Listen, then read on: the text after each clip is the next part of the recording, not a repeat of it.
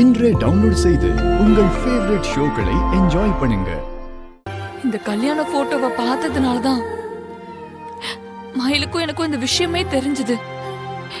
இந்த போட்டோ இருக்கிற வரைக்கும் இதை யாராவது பாத்துருவாங்களோன்னு அந்த பயம் எனக்கு இருந்துகிட்டே இருக்கு. அதனால அந்த போட்டோவை கழிச்சு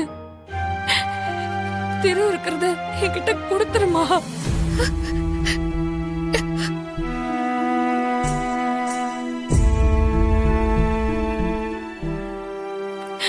அதான் எல்லாருக்குமே நல்லது.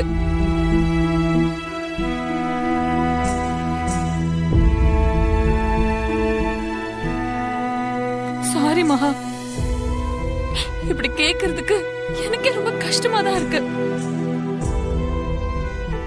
இத நான் சொன்னதும் உன் மனசு என்ன பாடுபடும்னு என்னால புரிஞ்சுக்க முடியுது. இந்த குடும்பம் பிரியாம இருக்கணும்னா அந்த போட்டோவை ரெண்டா கிழிச்சு கொடுத்துருமா.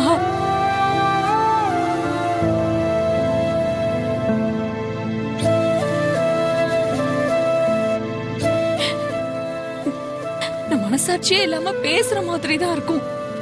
ஆனா சில விஷயம் இப்படிதான் நடந்து ஆகணும்.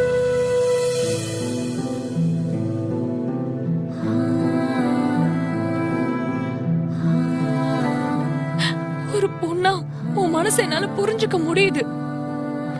ஆனா இந்த குடும்பத்துல ஒருத்தியா இப்படி சுயநலமா யோசிக்கிறத தவிர எனக்கு வேற வழியே தெரியல மகா.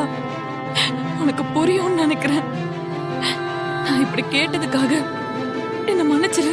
ஐயோ அக்கா, ஏங்க மன்னிப்பு அதே இதுன்னு பெரிய வார்த்தையெல்லாம் சொல்றீங்க? நீங்க சொல்றது எனக்கு புரியுதுக்கா. இப்ப என்ன, உங்களுக்கு இந்த போட்டோவை நான் கிழிச்சு கொடுக்கணும். கொடுத்துறேன்க்கா.